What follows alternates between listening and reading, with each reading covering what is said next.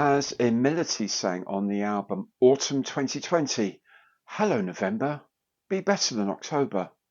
Goodbye October, hello November. I think we can all take a minute or two to reflect on the profundity of that lyric and then emerge as better people to enjoy Monday Matters right here on Gary's Stuff.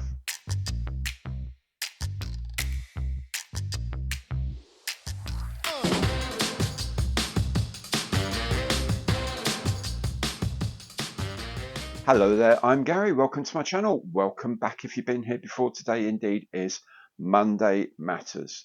As usual, I'll be looking at some of the news of the week. I'll be reporting of what I've been up to on my bench, and of course I'll be talking about this week's kit of the week. All these bits come as chapters, so you can hop backwards and forwards as your heart desires. If you like what you see, and I really hope you do, please remember, give it the old imperial thumbs up on the like button below because every like counts. And if you haven't done so yet, please do subscribe to the channel, hit that bell, and you'll be notified of all my future content as it is published. As ever, if you'd like to give a bit more concrete support to the channel, you can do that through super thanks, by becoming a channel member, or by using any of my online partner programs. Now, before we make a start this week, just a couple of things. Firstly, it is the first Thursday of the month this week, and the first Thursday of the month means, that's right, it means it's live stream night. So this Thursday, 2nd of November, between 8 p.m. and 10 p.m. Greenwich Mean Time, 2000 and 2200 Zulu, if that means anything to you, I'll be live online. Usual place, chatting about usual stuff, really. Let's have a think about what might be coming at Telford, perhaps. Ask questions, whatever you like, and of course, just dropping odd comments to yourselves and to other people. I don't mind. Whatever. I'm going to be trying to build my Meng Toon Tiger tank, so you just chat away, and I'll pitch in whatever, or ask me questions, and I'll do my very, very best to answer them. So don't forget, Thursday, 2nd of November, 8 p.m. to 10 p.m. Greenwich Mean Time, 2000 to 2200 Zulu time. See you there. I really hope so. I've been having a blast doing them, so I hope you've been enjoying watching them. The other thing is Equinox group build. I haven't forgotten the video. I've been editing it down. There's a lot to do with it. You can't just sort of get these pictures and just whack them up online and leave you all to, oh, that's mine, that's not mine. I'm going to put them together, make them look, nicely laid out, put your names on them, stuff like that. I've been doing that. Sometime this week, they'll be going up as a set of build video or set of builds. I'm blown away by the quality of the stuff I've been sent in. So thank you all very, very much for taking part. Now, as a result of that, a lot of people have been saying, hey, yeah, come on, Gary, get it together, get another group build going. So, already? Yeah, right away, come on, now. And I'm going to do it right now. But I was thinking maybe, how about one over winter? So December through to January. You may have a bit of time off over the Christmas New Year period. You may not, or maybe family just takes over, whatever. But you might need to get away for a little bit and do a bit of model building from the sort of the craziness of the winter season. So how about it? Let me know what you think. I think it could be quite cool. I'm thinking things that related to winter, kind of Winter Warriors theme going on. There could be anything. Napoleon crossing the Berezina in 1812, having lost most of the Grand Army in his invasion of Russia. It could be the Christmas truce in World War One. It could be troops huddled together in the snows of Korea in the 50s. It could be a train ploughing through snow. You see those great films back in the 40s and 50s of trains going smashing straight through these huge drifts of snow. It could be cars getting stuck in snow. It could be ships on Arctic convoys. Anything you like. Anything built for winter, modified for winter, painted for winter, or caught out by winter. Whatever you feel. Something to do with winter. Winter theme. Winter Warriors. Have at it. Have a think about it. If you think it's a great idea, let me know. I'm proposing it'll be for the whole of December and January. Again, you got a couple of months to do some stuff. I've got a few ideas of some things I can do for it as well. So let me know. As usual, I'll be running it through Facebook you can sending everything through email, and I'll keep an eye on Instagram and Twitter as well. So there's pretty much most ways. If you can access this, then you can probably get pictures to me of your builds. So have a think about it, okay? So, having planted that rich seam of thought in your minds, let's crack on with this week's News of the Week.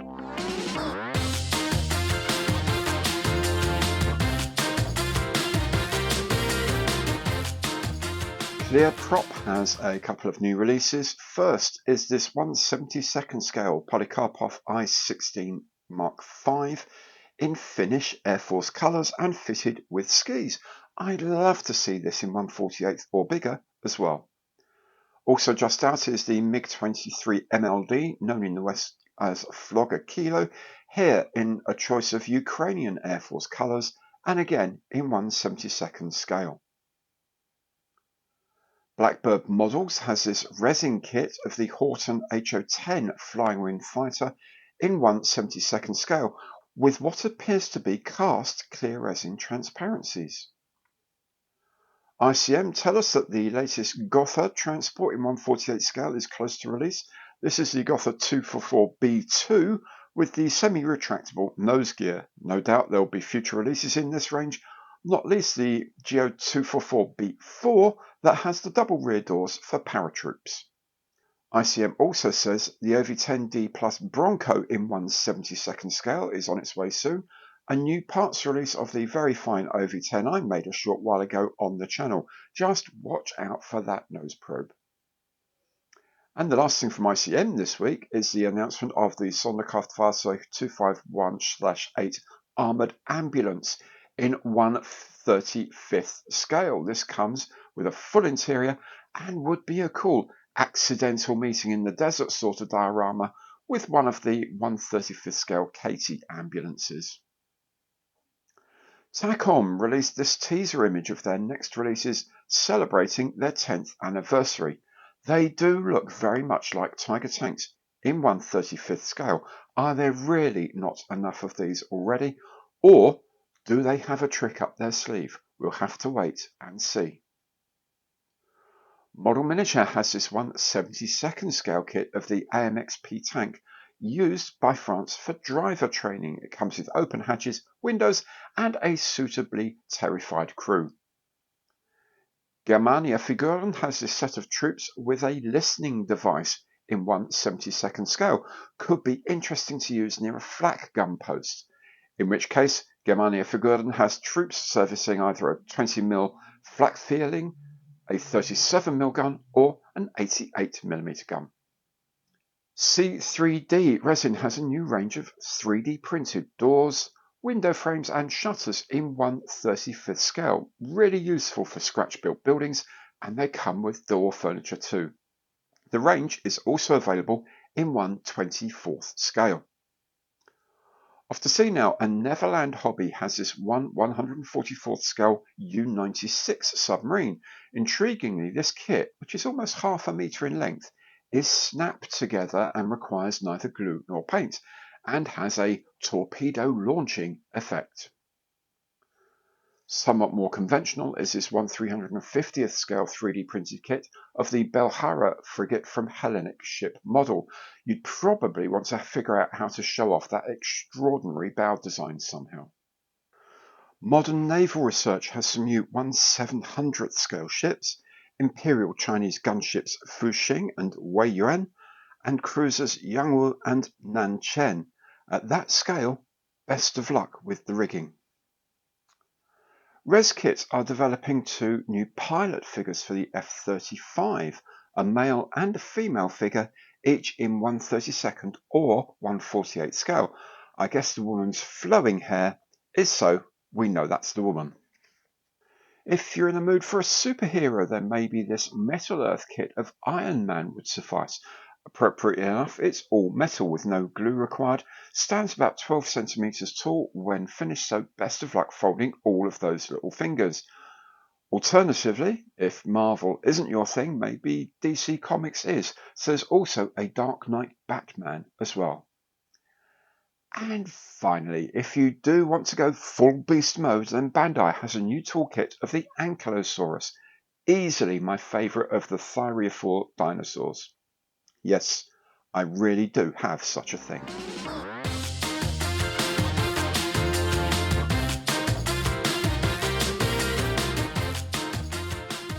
On my bench this week, of course, I published the box opening video of the F-16A Viper from Kinetic in 1/48 scale.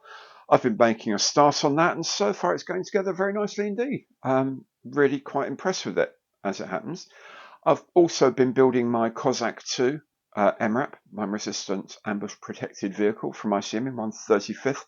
That's taking a long time, mainly because there's so many parts and so much to it. I may well release it in 2 build videos over the course of the weeks. The first video, when I got to about halfway through, I had checked on my computer and I had like about 80 scenes shot of video to get to that point. So that's quite a lot. I think, make them digestible, crack them up into 2 separate builds, and I think it'll work that way. So 2 build videos of those will be coming up later this week, and it's an astonishingly lovely kit, let me tell you. Star of the show, of course, last week was probably the build of HMS Devonshire and my first ever sea diorama. I loved building it. I really enjoyed doing the diorama. I have to say, I really did enjoy it, and I know there's lots of things I could do better, and there's some physics I could get better and stuff like that. But overall, I was really happy with my first proper crack at one of these things. Kind of makes me think I will do another ship. I don't know what scale it'll be in. But a lot of people have been saying, hey, 1/350th is superb. It's so much bigger. The photo sheet's nice and resin, blah, blah, blah, blah. And it's also really big. And I'm not sure. Maybe get a tug in 1/350th or something like that. I don't know. We'll see how we go. Anyway, that was very enjoyable. And of course, there was the video of the Kakoni 3D printer. It's a very, very decent little thing. Very, very simple to use. It's not going to be the very best. It's not going to be equivalent to an 8K resin printer in terms of detail, but it's fine for what I need for the moment. It's fine, and see how there'll be another video on some of the other bits that the software does. That'll be coming up this week as well. So again, means I've got loads more time on my hands, obviously, doesn't it? So we need to talk about this week's